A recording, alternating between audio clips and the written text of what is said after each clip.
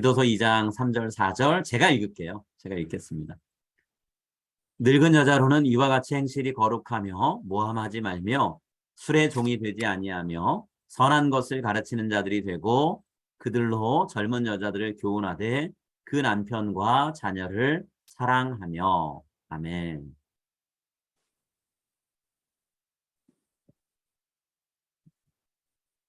자, 오늘 말씀은 나이 들매 영성 두 번째 말씀을 나누려고 합니다. 제가 지난번 7월쯤에 나이 들매 영성 첫 번째 말씀을 나눴고요. 오늘 나이 들매 영성 두 번째 말씀을 같이 나누도록 하겠습니다. 제가 질문 하나 드릴게요. 나이가 점점 들어가면 자동적으로 지혜로워질까요? 어떨 것 같으세요? 보통 우리는 나이가 들면서 지혜도 쌓인다라고 생각을 하잖아요. 네, 그런데 그런 생각이 있다 보니까 지혜로운 사람이 어떤 사람일 것 같으세요? 한번 머릿속에 이미지를 떠올려 보세요 라고 얘기하면 흰 수염을 기르고 있고 뭐 안경을 쓰고 있는 나이 많은 어른, 노인의 모습을 떠올릴 때가 많아요. 그런데 지혜를 연구하는 심리학자들이요. 지혜 심리학자라고 불리는 분들이 있는데 이분들이 실제로 조사를 해봤어요. 독일에 있는 미클러와 스타우딩어라고 하는 두 학자가 독일 지역에는 드레스덴 지방에 살고 있는 20대부터 40대까지 젊은 층 83명, 그리고 60대에서 80세 해당하는 78명을 대상으로 다양한 측정 도구를 통해서 이분들의 지능이 어떻게 되는지, 또 다양한 영역에 있어서 지혜가 어느 정도 되는지를 측정을 해봤어요. 그랬더니 결과 이렇게 나왔어요.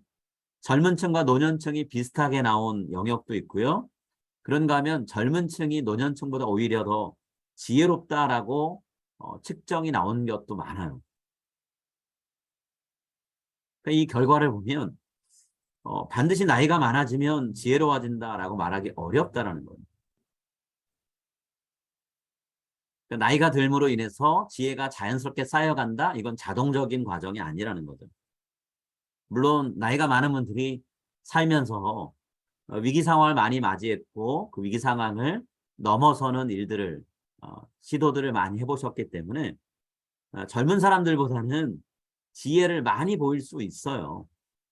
그렇지만 나이가 많다고 해서 반드시 지혜로운 건 아니라는 거죠. 오히려 나이가 들면서 꾸준하게 자기 자신의 삶을 돌아보는 과정을 통해서 지혜를 얻은 분들이 많았던 거겠죠.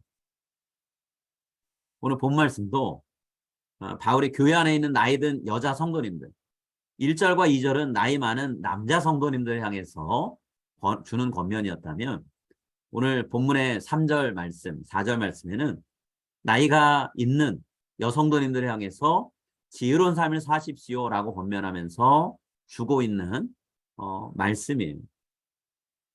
3절 말씀 아까 읽었지만 다시 한번 제가 읽도록 하겠습니다. 늙은 여자로는 이와 같이 행실이 거룩하며 모함하지 말며 많은 술의 종이 되지 아니하며 선한 것을 가르치는 자들이 되고. 자, 지금 3절에서 바울이 디도에게 나이 든 여성도들한테 가르쳐야 될 내용이 무엇인가를 말을 해주고 있어요. 자, 늙은 여자, 나이 든 여자라고 번역된 단어, 도대체 몇 살부터가 여기서 얘기하는 이 나이 든 여자, 늙은 여자일까요? 바울은 나이를 정확히 언급 안 했어요. 그렇지만 이 당시에 나이가 많은 노인을 생각해 보면 결혼을 했고 결혼해서 자녀를 낳았는데 그 자녀들이 자라서 본인들의 가정을 이룬 정도 됐을 때, 그러니까 달리 표현하면 본인 자녀들이 결혼해서 가정을 이룰 만큼의 나이가 된 분들을 나이 많은 여자, 늙은 여자 이렇게 표현한 거죠. 뭐 요즘으로 따지면 적어도 60대에서 70대 정도는 됐다라고 말할 수 있겠죠. 물론 이 당시에 그 정도가 아니어도 자녀들을 결혼시킨 수 있습니다. 그러니까 정확히 뭐 나이가 몇 살이냐가 중요한 건 아니고요. 어쨌든 자녀를 낳아서 길러보고 그들이 가정을 이룰 만큼 장성하게 길러낸 정도라고 할 수 있을 것 같아요.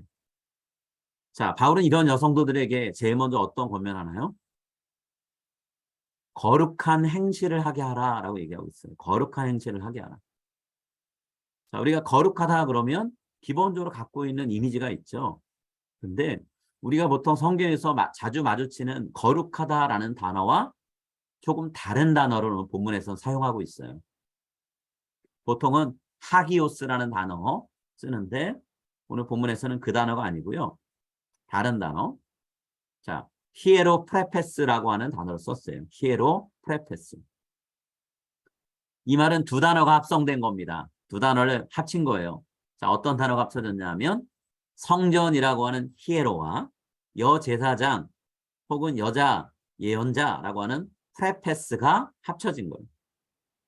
자, 그러면 이 뜻을 풀이해보면 이렇게 될 수 있어요. 하나님의 성전을 섬기는 여제사장처럼 말하고 행동하게 하라 이렇게 되는 거죠. 이것도 좀 어려운 말일 수 있잖아요. 우리 시대에는 여제사장이 없으니까.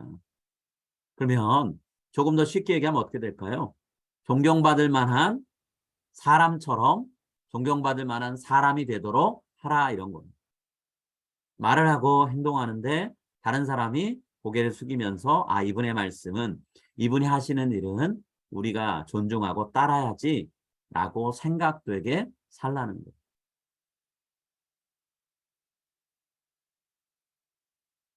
그만큼 주의 깊게 자기의 삶을 돌아보란 얘기예요. 젊을 때는 우리가 다른 사람 시선을 많이 의식하니까 말하고 행동하는 걸 조심하죠. 그런데 나이가 들다 보면 때로는 서운한 마음, 또 분노의 감정, 억제를 못하고 그대로 자연스럽게 표출할 때가 생겨요. 그러면 주변 사람들이 또 그런 모습을 다 이해해 주나요? 아니죠. 이해하기보다는 눈살 찌푸리고 피하는 경우도 많아요. 오늘 하나님이 기도를 바울을 통해서 뭐라고 말씀하시냐면 교회 안에 있는 나이가 들어가는 여성도들은 오랜 신앙생활을 바탕으로 해서 주변 사람들이 인정하고 따를 만한 그런 사람이 되도록 하라라고 권면하고 있는 거예요. 자, 그러려면 나이 든 여성도가 주의해야 될 것들이 몇 가지가 있는데요. 그 중에 제일 첫 번째가 뭐냐면 말이에요, 말. 나이가 들면 경험이 쌓이니까 나름 우리가 사람 보는 눈이 생겼다고 생각해요. 그래서 다른 사람들에 대해서 평가하는 말을 나도 모르게 많이 하게 돼요. 달리 표현하면 내 기준으로 바라보는 다른 사람들에 대한 이야기를 많이 하는 거죠. 근데 잘못하면 어떤 사람을 깎아내리는 말, 폄훼하는 말을 하게 돼요. 심한 경우는 험담하는 말도 하고요. 물론 이건 남자고 여자고 마찬가지죠. 그런데 오늘 본문에서 1절, 2절에는 남자 성도들 향해서는 이런 말이 없었어요. 근데 나이 든 여성도들을 향해서는 왜 이런 말을 할까요? 우리가 생각해 볼 수 있는 이유가 있는데요. 여성들이 남성들에 비해서 자신의 생각과 감정을 말로 표현할 때가 많기 때문이에요. 신경정신학자인 루안 브린젠이라는 분이 여자의 뇌라고 하는 책을 썼습니다. 근데 이 책에서 무슨 얘기를 했냐면 여성들이 하루에 말할 때 사용하는 단어가 2만 단어라는 거예요. 자, 그것에 비해서 남성들은 얼마나 말을 할까요? 3분의 1 정도요. 7천 단어 정도를 사용한다는 거예요. 자, 여성이 남성보다 3배 이상 많은 말을 합니다. 하루를 지나면서 그런다는 거예요. 자, 그러면 이 말 속에 다른 사람을 인정해주고 격려해주는 말이 가득하다면 뭐 말을 많이 한다고 그게 문제가 되진 않겠죠. 그렇지만 다른 사람을 비방하는 말이 그 안에 들어가 있고 또 있지도 않은 전혀 터무니없는 말을 누군가한테 전하거나 모함하고 부정적인 평가를 하는 말들이 가득하다고 하면 어떻게 될까요? 자, 우리가 누구에 대해서 이야기했다면 그 사람에게 해를 입히는 건 물론이고요.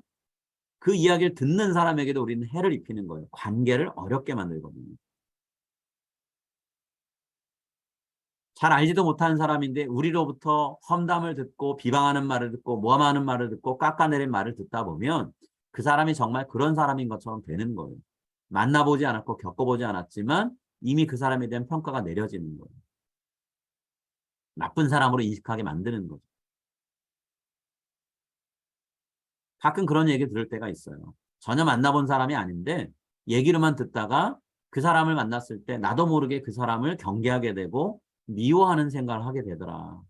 왜 그런가 따져보니까 그 사람 만나기 전에 주변 사람들한테 그 사람에 대한 부정적인 이야기를 많이 들었다는 거예요. 그래서 그 사람을 만나기도 전에 이미 내 마음속에 어떤 틀이 생긴 거예요. 아, 이 사람은 가까이 하면 안 되는 사람, 조심해야 되는 사람, 이렇게 틀이 잡혔다는 거예요. 교회를 오래 다닌 나이가 지긋이 든 여성도들이 이런 일을 하는 거 안 된다라는 거예요. 그건 교회를 해치는 거잖아요. 또 영적으로도 안 좋은데요. 이건요. 자, 성경에서 모함하는 자라고 불리는 사람이 있습니다. 모함하는 자, 디아볼로스라는 단어. 누가 모함하는 자인가요? 사탄이요. 디아볼로스라는 말에서 데빌이라는 영어 단어 나왔어요. 이거 모함하는 거 사탄이 활동하기 좋게 자리 깔아주는 거예요. 사탄을 도와주는 일이에요. 우리는 사람을 보는 눈이 좋아서 그 사람에 대해서 정확히 평가할 수 있도록 누군가에게 말해준다 얘기하지만 그것이 하나님의 교회와 교회 공동체를 무너뜨리고 깎아내리는 사탄의 전략의 도구가 되는 통로라는 거예요. 그럼 교회 안에서 오랫동안 신앙생활을 한 여성도들이 하나님 편에 서야 될까요? 사탄의 편에 서야 될까요? 답은 정해져 있어요. 하나님 편이에요. 사탄 편이 아니죠. 내 입에서 누군가에 대한 말이 자꾸 나온다라고 하는 건 내가 하나님의 사역을 돕기보다는 사탄이 열심히 교회를 흐트러 놓을 수 있도록 도와주는 일에 힘쏟고 있다는 얘기가 될 수 있어요. 그게 조심해야 돼요. 자, 바울이 권면하는 것처럼 모함하는 사람 되면 안 되겠죠. 그러면 안 돼요. 우린 그러면 안 된다는 거 알고 있어요. 그렇지만 현실에서는 그렇지 않을 때가 많아요. 나이든 여성도인들이 함께 모여서 수군대는 일, 그리고 그 말 속에 다른 사람에 대한 비판과 평가가 가득해지는 경우가 의외로 많아요. 그렇기 때문에 더더욱 의식적으로 조심해야 되는 부분이라는 거예요. 자, 야고보서 말씀, 말을 조심하라 했거든요. 우리는 나이가 들수록 더욱더 말을 하는 것을 조심해야 돼요. 자, 야고보서 말씀 우리 한번 같이 읽을까요?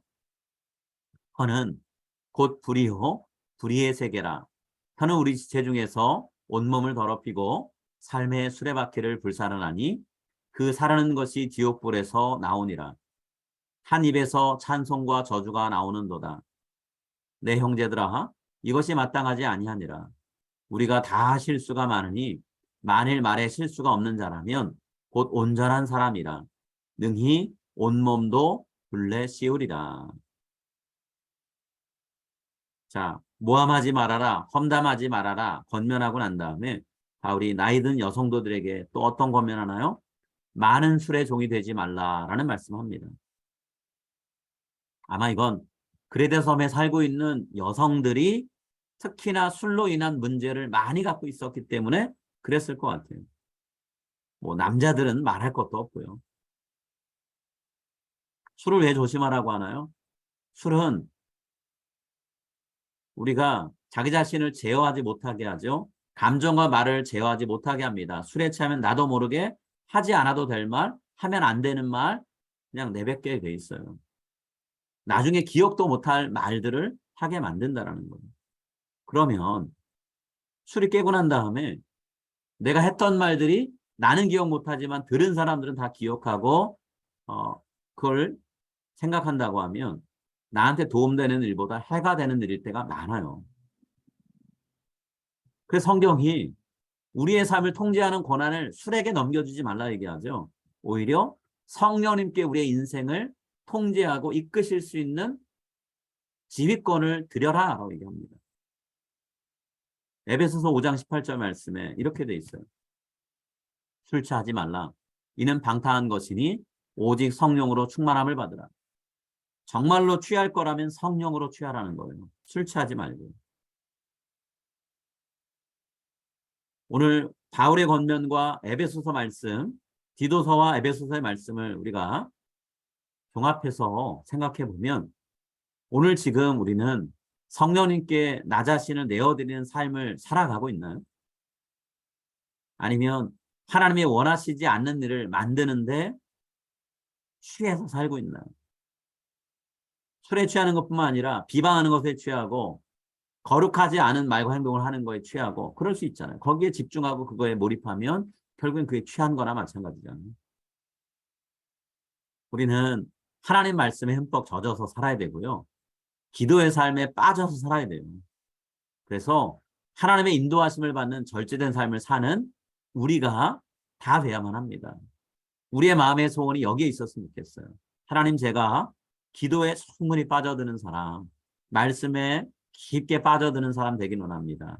말씀에 취하고 기도에 취하고 성령이 충만한 사람 되긴 원합니다. 그렇게 기도했으면 좋겠어요. 자, 그런 삶을 살 때 바울이 권면하는 마지막 내용을 우리가 실행할 수 있는 거예요. 나이 든 여성도들을 위해서 바울이 어떤 권면을 마지막으로 하나요? 젊은 여성도들을 영적으로 잘 이끌 수 있는 인도자의 삶을 살아라 라고 얘기하고 있어요. 요즘 우리가 영적인 멘토, 영적인 코치라는 단어를 쓰죠. 영적인 멘토와 영적 코치가 되라는 거예요. 나이 든 여성도들이 존경받을 만한 말과 행동을 한다고 하면 젊은 세대들에게 당연히 본이 되겠죠. 그 본이 되는 삶을 통해서 교회의 어른, 영적인 어머니, 아버지가 되라는 거예요. 자, 이 말씀이 3절 하반절과 4절 상반절에 있어요. 우리 한번 같이 읽을게요. 자, 3절 말씀, 4절 말씀 같이 읽습니다. 선한 것을 가르치는 자들이 되고 그들로 젊은 젊은 여자들을 여자들을 교훈하되. 기원하되. 아멘. 자, 젊은 여성도들이 본인들이 점점 나이가 들어가요. 아이들은 자라가요. 그러면 이 아이들을 어떻게 기르고 나이가 들어가는 나의 삶을 어떻게 가꿔야 될까? 가정에서 남편과 부부 생활을 어떻게 해야 될까? 늘 고민이죠. 답을 구해요. 어떻게 하는 게 좋을지 방향을 찾고 있어요. 그럴 때 누군가 모델이 되어줄 신앙의 선배가 필요하죠. 그 역할을 누가 해줘야 될까요? 가정에서야 당연히 신앙생활을 오래 한 믿음의 어머니가 그 역할을 해주셔야죠. 교회에선 누가 그런 역할을 해줘야 될까요? 나이 든 여자 성도님들, 신앙의 연륜이 있는 여자 성도님들이 젊은 성도님들과 가까이 지내면서 영적인 멘토 역할을 해 주셔야 돼요. 오늘 바울은 그 이야기를 하고 있어요.